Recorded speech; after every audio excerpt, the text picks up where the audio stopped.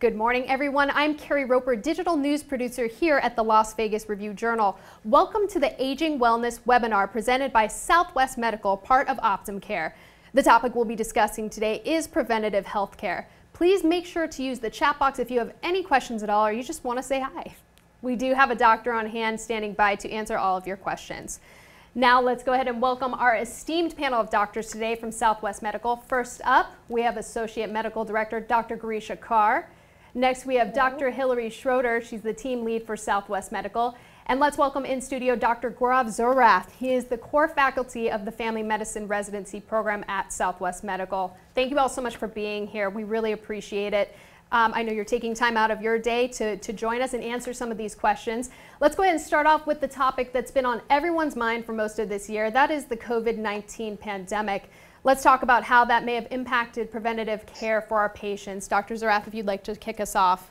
Absolutely. The pandemic has definitely taken a toll on everyone's healthcare, especially some of the elderly folks. They have concerns about catching COVID-19 in the middle of the pandemic. So that's definitely slowed down. We have a lot of preventative measures that we always keep up with the elderly population. So we've definitely seen a decline in these preventative measures completed. So it's definitely taken a toll, and we're definitely seeing it. And as a community-based healthcare organization, we're trying our best to get everybody in by the end of the year and make sure everyone's caught up. So we're doing our best. You guys are doing a fantastic job. And Dr. Schroeder, would you like to weigh in? I would. Because we know that patients are concerned about coming to the office and really leaving their homes in general, we've taken great precautions in keeping our offices safe and clean. We're following all of the guidelines from the CDC. We're requiring masks upon entry, and before any patient or their caregiver can enter the lobby, there's a series of screening questions that are asked. We're even sending providers and staff to the patient's car if they're not appropriate to come into the office and wait with a large group of people in the lobby. We're limiting our visits and number of patients in the lobby, and we're using all of the appropriate CDC recommended guidelines for cleaning in the offices as well. So we're really doing a great job in keeping our clinics and therefore our patients safe and healthy. Absolutely. And Dr. Kaur, you know, safety is so important, and it sounds like you are all taking the proper steps to ensure that that is at the forefront. Yes, absolutely. You know, even prior to COVID, we were really strict about, you know, sterilizing and cleansing. But now, since COVID-19, we have even heightened our cleanliness.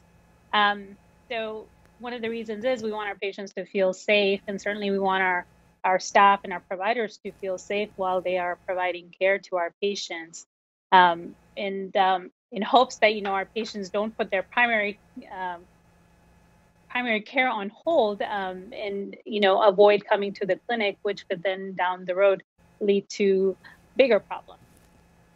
And Dr. Kaur, you actually just brought up such a wonderful point. You know, what are some of the concerns around people putting that routine care on hold? Well, like I said, you know, it just, for example, if somebody has high blood pressure and they've been checking their blood pressure at home and it's high, but they're just afraid to come into the clinic, you know, then that could lead to other adverse effects, right? Like it increases the risk for heart attack or stroke. So definitely we don't want patients to ignore their current medical conditions. Even if they are controlled, we still want to come and see them to make sure that things continue to remain controlled. Absolutely. And we talk a little bit about control and keeping their health at the forefront and making sure that they have that control. You know, in your opinion, what are some of those concerns with, you've seen some patients putting their care just on pause a little bit because of those concerns? Right. And piggyback on your question, there's definitely a subset of patients that tend to be affected by putting their health on hold versus the other subset, patients with chronic illnesses, for example, diabetes, asthma, heart disease, kidney disease, and a lot more other chronic illnesses. So folks that are putting off their health with these major illnesses, that can definitely impact their overall health.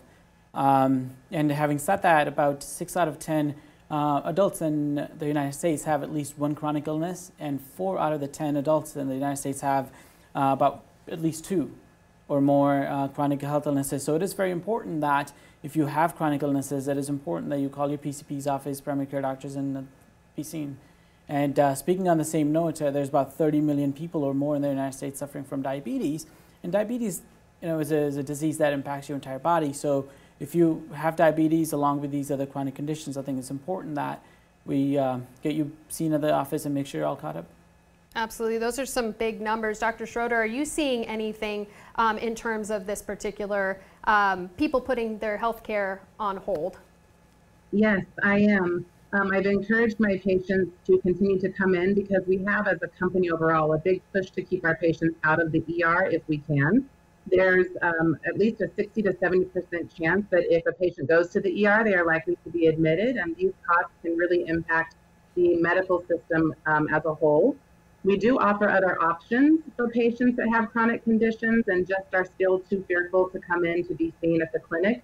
We offer video visits, which patients are really enjoying. That's appropriate for patients with chronic conditions that are stable.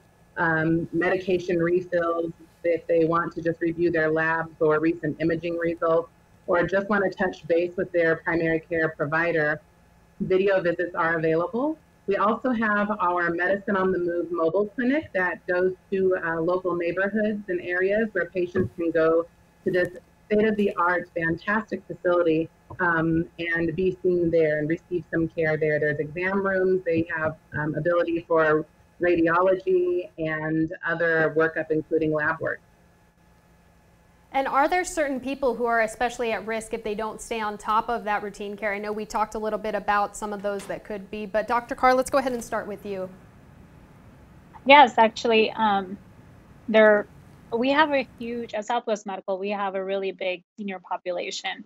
And yes, and as we get older, we may have more chronic conditions. So if our patients are not coming in and getting their routine care to make sure things are still stable, yes, it definitely puts them at increased risks. For example, patients with COPD, if they were to get even a minor respiratory illness, it could, increase their risk for hospitalization. As Dr. Zirath mentioned, patients with diabetes, if their sugar is not well controlled, again, it can increase risk for infections and other diseases. So it's really important that patients continue to come and receive their continuity of care with us. Absolutely. And Dr. Zirath, do you have anything to add? No, I think Dr. Kaur definitely covered the topic really well. Again, the take-home message should be if you have any chronic illnesses and you haven't been seen by a doctor in the last 3 to 6 months, definitely make the effort to call us. And what Dr. Schroeder and Dr. Kaur both mentioned earlier is if you are still reluctant about coming into the offices despite our CDC-controlled infectious protocols, video calls is an option. Now clinic, we call that. Telephone appointments is an option. So there's definitely options to be seen if you are still reluctant about leaving your home, and we definitely understand that.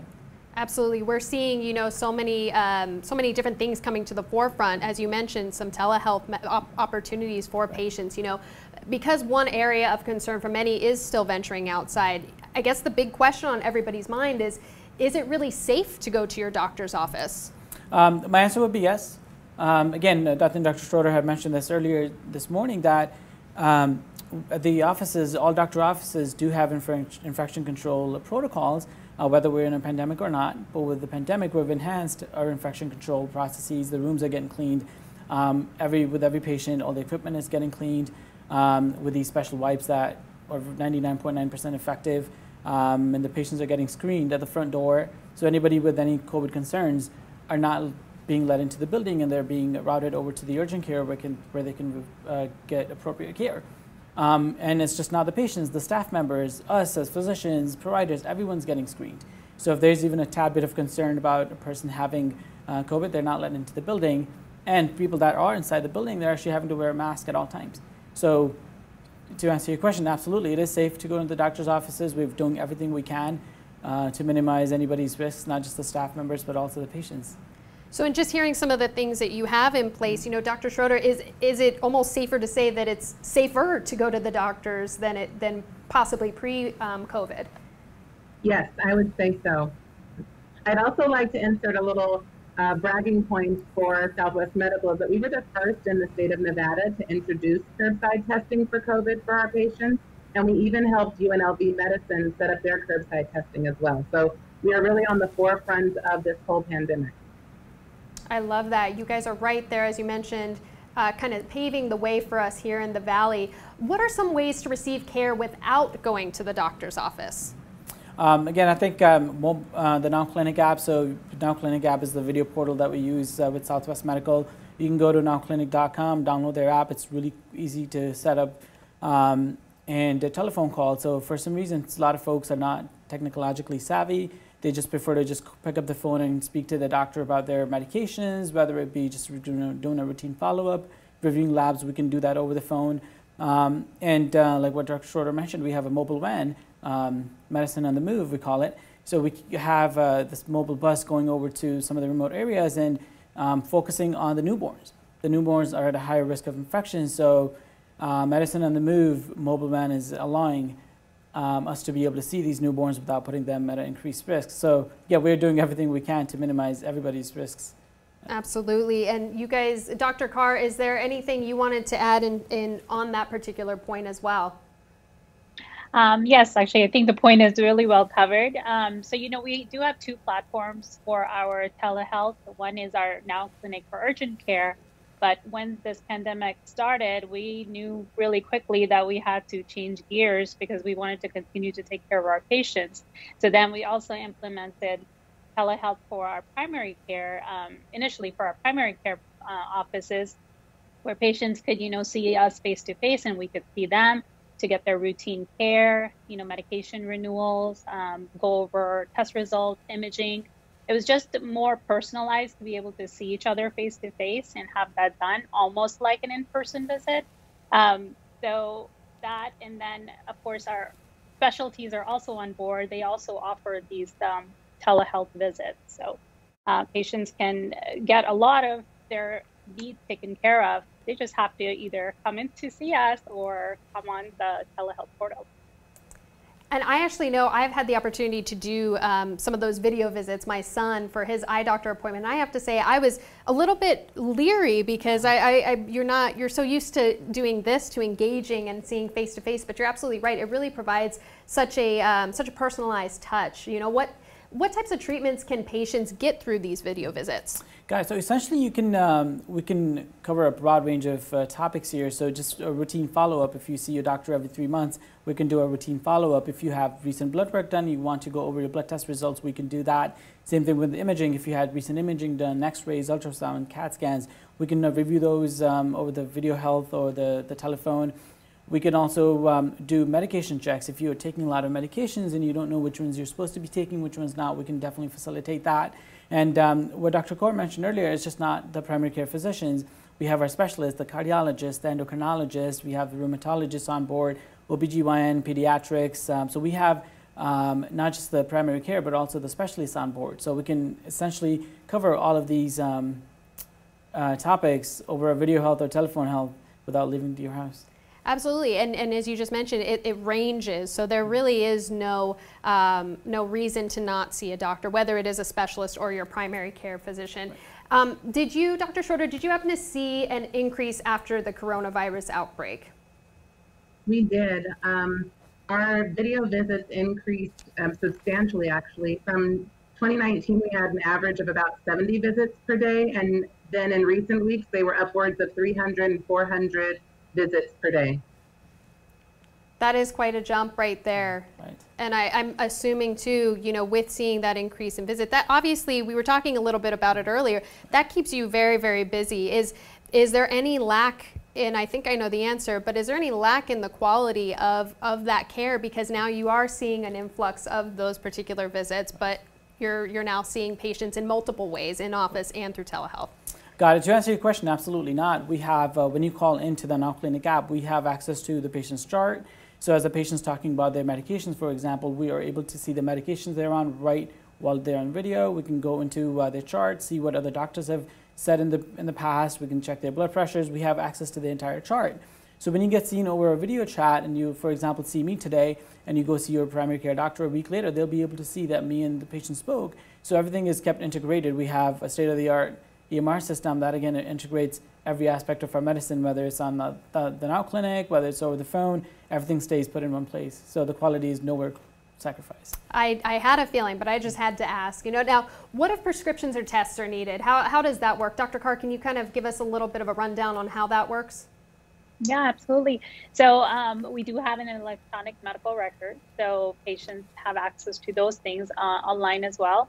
We send all our prescriptions electronically. The chronic medications as well as controlled medications, they all go electronically. If we need to order some sort of lab test, they'll order, again, goes electronically. We're really trying to minimize the amount of paper we're using, so the patients don't have to come in just to, pick up an order. We send all of those electronically. That's wonderful. And how can someone sign up for that? A couple of ways. You can download the app for the Now Clinic on nowclinic.com or go to nowclinic.com. You can also go to the smalv.com site and look for the eHealth tools and just click on that. You guys can't make it any easier, and we appreciate that, especially in this day and age. And just as a quick sidebar, where can people go for more information related to COVID-19? Got it. So what Dr. Kaur mentioned, our website, smalv.com, has a lot of good resources for the patients.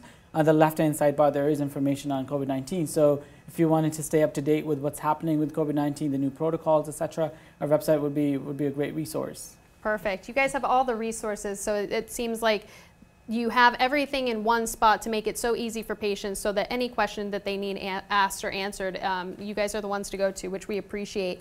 Now, let's switch gears a little bit and let's talk about preventative health care for the older adults in our audience.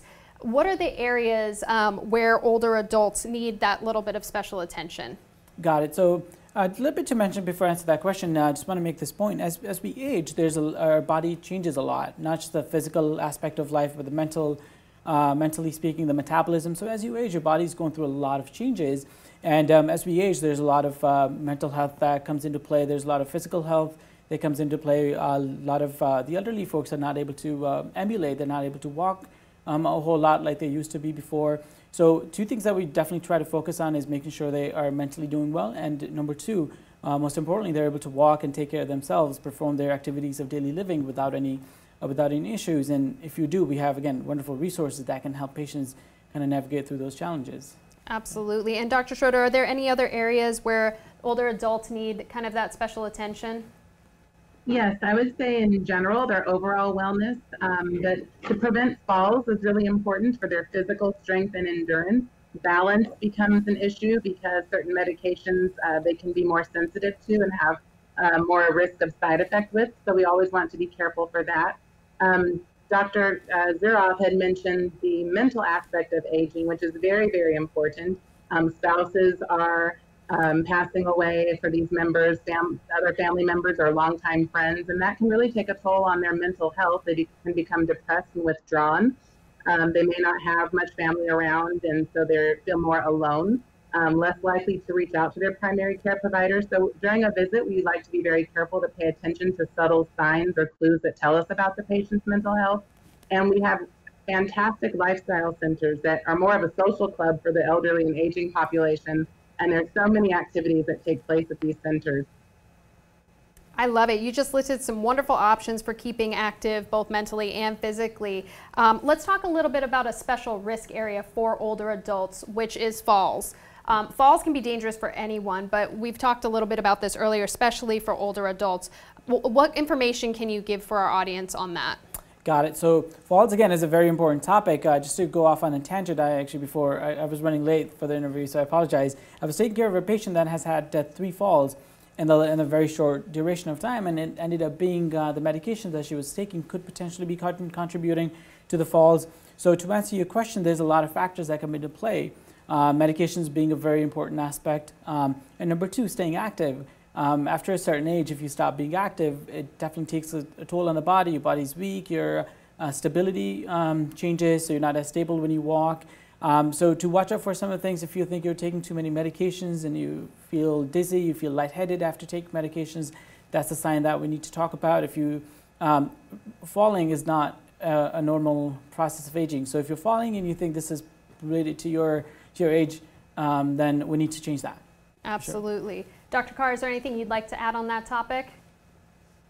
Well, just mentioned, medications end up being a big part. So it's important that, we know every medication, including over-the-counter supplements, patient is taking, because oftentimes there can be an interaction. And sometimes we just don't know that patients are taking vitamins because they're over the counter. So essentially, people consider them to be safe. But again, important to let your physician or providers know everything that you are actually taking on a daily basis, even if it's a multivitamin or something that you think is, providing you more nutrition. Because again, it could have an interaction with your medication, which then, can definitely increase your risk for fall or other adverse events. So really take notes, tell your doctor, have that conversation with your physician and say, look, I'm taking vitamin C, don't leave anything out, is kind of what you guys are recommending, which we really appreciate. The isolation from the COVID-19 pandemic has been extremely tough on everyone, but especially for older adults who often have those underlying health conditions and really need to continue isolation. In addition, we often see depression from social isolation around the holidays, and those are fast approaching. Dr. Schroeder, can you tell us a little bit more about that? Sure. As I was mentioning before, depression can be masked by other conditions in elderly, but it's definitely prevalent. So we need to be careful and pay close attention to our elderly patients. Sometimes conditions such as Alzheimer's or Parkinson's, which are a part of aging, are more common in aging patients, can trigger this and make the symptoms of depression a little worse. Things to look out for would be, for whether it's the primary care provider or family members and friends who spend time with this person, things to look out for would be expressions of hopelessness, feelings that they are okay if they don't wake up in the morning, not enjoying things that they usually used to, changes in their weight or their appetite, irregular behavior, if they lose interest in things that they enjoy, if they're starting to use more alcohol or drugs, or if that's a new habit for them. Any little thing that seems to be a little bit different, if they appear more withdrawn, I would say definitely investigate and let their primary care provider know. And now that we are kind of in isolation, so many of us aren't seeing family or friends. We're separated. We may have parents on one coast, we're here. How can we bridge that gap where it would be different than if we were interacting with our parents or grandparents on a daily basis, and now it's by phone or it's by Skype? Right. No, it truly is a challenging times that we're going through. To the family members and friends, we recommend calling your parents on a routinely basis, perhaps every day if you can, and ask some simple questions. Did you eat today? Did you sleep okay? If they're sleeping, if the parents are sleeping, let's say 8-10 hours, that may be somewhat alarming. And if they're not able to eat and drink and they're losing weight, that's something to watch out for. So again, keeping that routine communication with your parents is definitely important, but asking these key questions also helps. And what Dr. Schroeder mentioned earlier today, we have community health centers that are open to the public. You don't have to be a member of the health plan. You can walk in. There's a lot of social activities. You can meet new friends. We work on some diet and exercise teaching as well. So if you can't keep up with your parents. Such wonderful information. And let's go ahead, Dr. Carr, if you have any more options for keeping people mentally and physically active, we've listed just some wonderful options off the top, but what else do you recommend? Exercise, being physically active, I think it's good for overall health, it's good for the heart, it's good for the mind. As mentioned earlier, depression is not a normal part of aging. However, people that have chronic conditions are more prone to it. And of course, isolation doesn't help. But exercise helps to, aid against depression. So definitely keeps you mentally and physically fit. And then, of course, it will help reduce your risk for falls too. Absolutely. And Dr. Schroeder, is there anything else family members or caregivers can do to help and really encourage these conversations? Yes, I would suggest that they actually take the time to listen. It's so easy in the busyness of our day-to-day activities and the increased number of stressors that we're all facing these days. It's so easy to not listen or not take the time to just truly give a listening ear. Sometimes when people want to talk, they don't necessarily need advice or need you to comment back, but they just need someone to speak to, and you might be the only person that they have for that day. So I think it's very important to just listen. Such a wonderful piece of advice, and often the hardest thing to do, right, is just to take a step back and listen. Another topic specific to this time of year is flu season. So why should older adults get a flu shot this year, you know, particularly with the pandemic underway? Right. No, flu shot is an important topic to discuss. We are in the flu season. We have flu vaccines available. So if your flu vaccine, getting it early does have a few benefits. It does, number one, lower your risk of getting the flu. And God forbid, if you do get the flu, the severity of the illness tends to be substantially lower if you had the flu shot. And number three, for the elderly population, you mentioned the most important part is to keep them out of the hospital.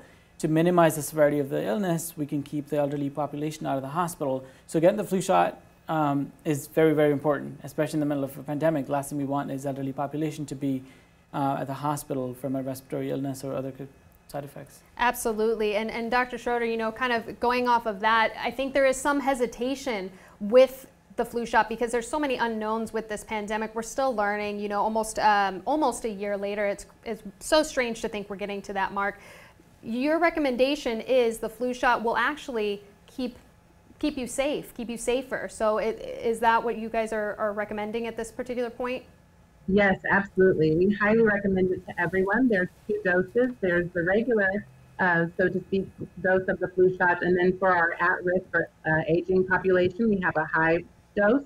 But whichever category you fall into, it's very important to get that done. Most people sometimes are a little hesitant because they, in the past, have said that the flu shot made them sick, but we disagree. It's usually not the actual vaccine that we've administered that causes some mild symptoms. And again, they're usually just mild, do not require medication or medical care. And there are some other chronic conditions in patients that all the more reason they should have their flu shot in this time. And Dr. Carr, are there particular groups that are at a greater risk of getting the flu or COVID-19? Yes, certainly our adult population that's over 65, and especially those that have other chronic conditions like asthma, COPD, heart disease, heart failure, diabetes, hypertension. All these chronic conditions, you know, put a person at higher risk for contracting an infection. So definitely flu vaccine is an absolute must recommendation for this flu season. And another fact of life for many older adults is that many find themselves on one or more multiple prescriptions, sometimes, you know, even multiple medications. Since we're talking about preventative health, let's talk about the importance of older adults taking their medications as prescribed. You kind of touched on it a little bit and how to keep track, but what is your advice? Got it. No, I think everybody who is prescribed a medication should be taking it as prescribed, unless you know, someone's experiencing severe side effects. Then absolutely don't take the medication. Let your doctor know right away. But no, medications should be taken as prescribed. It's again, there's a reason why we prescribe medications to help with the severity of the illness. For example, diabetes, high sugars do increase your risk of infections. It decreases your immunity. Same thing with COPD, you know, using your inhalers on time. So it is very important that we take the medications as prescribed, and there's many times reasons why we can't take those medications as prescribed, side effects being one. Definitely let your doctor know if you are experiencing side effects. Cost is another situation that we come across at the clinics where we prescribe a medication, it's covered by the insurance with a large copay that some people can't afford. Let us know. There's other generics that we can prescribe. There's alternatives that we may be able to prescribe that don't have that cost. And if there's other barriers to taking medications, for example, forgetting to take your medications on time, we have ways we can assist, perhaps getting a daily pill bottle where you can put your medications aside for the week and keep your medications where they're visible. Don't put them in your medicine cabinet. Perhaps keep them on your dining table, nightstand, anything, and anywhere where you can actually see the medications and not forget to take them. That's perfect. And there's so many, as you mentioned, so many tools that your team provides and so many just little tricks of the trade that maybe people aren't aware of. I think I've heard one where if you have prescriptions, you take your medicine and then you flip the bottle over. I don't know if that's effective or not, but I was just curious since we're on the topic. No, that certainly is. I've actually had a patient who said that's what she uses. She cannot use, the tablets are too small for her to put in the daily dispenser. That's what she does. See, yep, it's simple. There's some simple techniques that will work. Dr. Carr, what about nutritional or dietary supplements? How do they change how a patient responds to medications? Well, certain ones, may interact, not all of them, but there are a few that are over the counter that can interact with the medication, prescription medications. A very common one that a lot of us consume on a daily basis is caffeine, either in tea or coffee or sodas.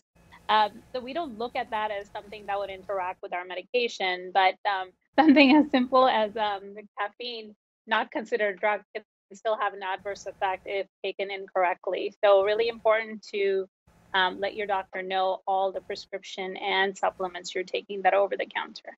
And Dr. Schroeder, what are some of the reasons why people may not be taking their medication maybe as they should? Dr. Zroth hinted to that with they just simply forget. Sometimes cost is a big issue, and we have many options that we can help our patients with for that. There are discount cards, there are other generic brands of the same medication that we can prescribe instead, but it's important that the patient let their provider know. Transportation to and from the pharmacy may be an issue, but we can also prescribe their medication and have it sent through the mail. And so that's been very convenient for my patients who are fearful of leaving home or lack transportation. Sometimes they're fearful of the side effects, which Dr. Zroth also alluded to, and sometimes they're just not convinced that it's even working. So if they have any concerns, I strongly suggest they let their provider know so that we can review the medications, we can evaluate them, and we can come up with a better plan that they agree with. Absolutely. And Dr. Zroth, you kind of alluded to this a little bit earlier in regards to cost. If cost is a problem, what are some of the options that patients have? And you talked a little bit about what you provide. So generic medications, a lot of times when we prescribe medications, it may be a trade name that is no longer covered by the insurance. There's always generic alternatives we can provide. And if there's no generics available, there may be a different medication within the same class, within the same group, which would be just as effective. So we could try alternative medications and getting our social workers on board. A lot of times we have done that where the cost was just outrageous and the patients couldn't afford that. So we got our social worker team on board to provide some financial assistance. So there's some programs out there in the community that patients may be able to take advantage of. Absolutely. And you touched a little bit too on community and how important that is to your team. That's obviously something that's so important, I think, as a patient, a potential patient that would want to be involved. What are ways that patients work with their provider, Dr. Carr? Well, for one, if you are not taking a medication, because of the cost, then it's really important to let us know so that we can work with the patient and our social workers to find programs that will help support the patient.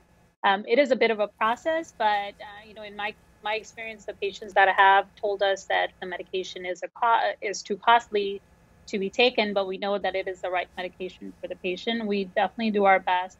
We have our social worker team, our case management team to help assist the patient to either get a different, to change the medication to a generic, or if it's a very particular one, then we try to, get the pharmaceutical company to get some aid for the patient and get the medication taken care of that way. Now, Dr. Schroeder, this was honestly the first time I've ever heard of this. I go to the doctor for checkups, for annuals. I've never heard of this term, medication checkup. I'm curious about it and what the benefits are of a medication checkup. Yes, there are a lot of benefits, and I have quite a few patients that every time they come see me, they bring their big brown bag full of medication, and that's a medication checkup. Everything that they are taking at home, they bring to me. I review it. I make sure that they understand what they are taking, why they are taking it. If they have a pill box, which is another way to keep track of safely taking the medications each day, I help them fill their pill box. I also like before the patient leaves my visit to make sure that they can repeat the information back to me in their own terms. Then I feel more comfortable knowing they understand their medications and understand how to take them safely. Absolutely, and especially with multiple medications, we've talked a little bit about that. It's probably really important to have those more detailed conversations and detailed notes, so there's really nothing that's being left out. What can patients do on their own to kind of help themselves? Got it. So one of the things that I've started using is have the patients write out what medication they're taking and when they're supposed to take it. So they keep that log, whether again on the dining table and on the fridge, somewhere where they can remember to look and remind themselves that there's medication they need to take at certain times. Perhaps a printed out copy, have the family members type out the medications you're taking and the doses in big bold fonts. So just making sure you're taking them. And set up reminders on your phones if you have phones available, or ask your family members. If you live with a family member, just ask the family member to remind you, hey, listen, you're supposed to take 3 meds. Did you take them today? So there's definitely a role of family members here as well. Absolutely. There's apps. There's certain things. I love that idea of just setting an alarm on your phone to make it so easy to say, reminder, take this. That's wonderful. And what are some of the options that Southwest Medical patients have? Got it. So we have a mobile app. It's called MySMA. You can download it on your app store. You can go to our website. It's called SMALV.com, and you can sign up for a portal. The portal allows you to track your health. Every information that we have access to, the patients do as well. And one of the things is their medication list. If they're not sure they're supposed to be on a medication or two, log onto your portal and you can see if those medications are listed. If they're not, that's a good idea to call the doctor to make sure the medication hasn't been discontinued. And the portal allows you to track your blood pressures, track your blood work, your imaging. So it definitely gives you a huge platform of information that's become useful. And getting a hold of us. Sometimes, patients don't like to be on the phone. The phone lines are busy for whatever the case might be. You can send us an e-visit on the portal, which is like an email system, and allow those messages come directly to the doctors, and we can reply back in a timely manner if the patients do have any questions. Again, not having to leave your house and still be able to get your answers. I love that. And that was going to be one of my questions, was it sounds like you can really interact with the doctor and send messages. And is this an easy process to set up? Is this something that's very user-friendly so that people who maybe, I know for myself, sometimes I can still battle with technology, so I want to make sure that this is something that patients of all ages can accomplish. Absolutely. The mobile app and the website is fairly user-friendly. I've had patients come into the office and sign up for the app right in the exam room, and it's taken about 30 seconds to a minute to sign up, and they were able to log right in, see their information. So if you do have concerns with technology, how to use it, the next time you're at the doctors, we'll be more than happy to show you how to do that. And again, it doesn't take more than 30 seconds to a minute. I love that. Now let's go ahead and finish up our discussion. Dr. Carl, we'll start with you, talking about the telephone advice nurse line. Can you tell us about what that is? Yes, absolutely. This is a very important feature that we have for our patients. It's available 24 hours a day, 7 days a week, where we actually have a live nurse answering the phone regarding any question the patient might have. It could be something from hey, I was supposed to saw my doctor today, and I don't know if I'm supposed to take this medication in the morning or at night, or something like, I'm having these certain symptoms, what should I do?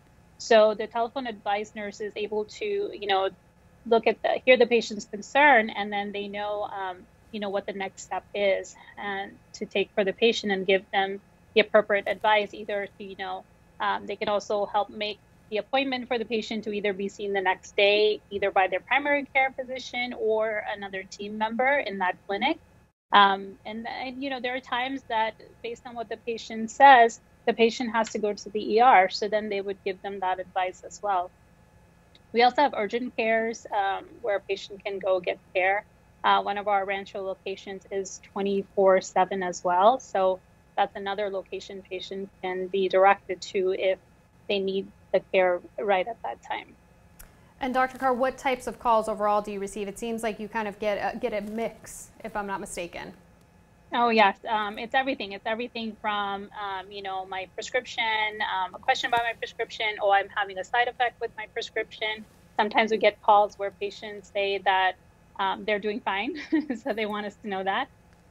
Or I didn't get my medication, or I need to change my pharmacy, or, I'm having chest pain or feeling short of breath. So it's a really wide range of calls that we get.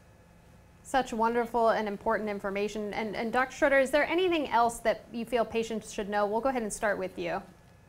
Sure. I'd just like to remind patients that we're here for them 24/7. The telephone advice nurse is always available if there's something that they feel is more urgent. Then yes, they will even help guide you through 911. We've even had some what we call TAN, telephone advice nurses, do outreach to the patient's home to make sure that they're safe.